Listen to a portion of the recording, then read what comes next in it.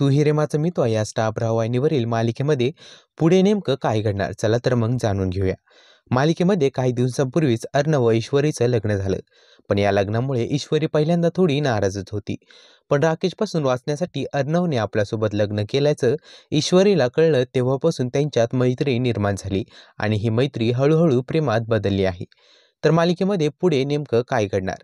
लावण्या अर्णवच्या कॉफीमध्ये गुंगीचं औषध मिसळते, त्यामुळे अर्णवला लगेचच औषधामुळे गुंगी येते आणि याचाच फायदा लावण्या अर्णवला तिच्या प्रेमात पडण्यासाठी करते. पण हा सगळा लावण्याचा प्लॅन अर्णवची बायको म्हणजेच ईश्वरी फेटाळून लावते.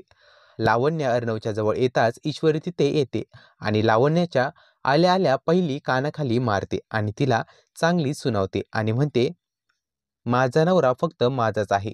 बायकोसमोर बाहेरच्या बाईनं संधीसाधूपणा केला तर कानाखाली असाच आवाज निघणार.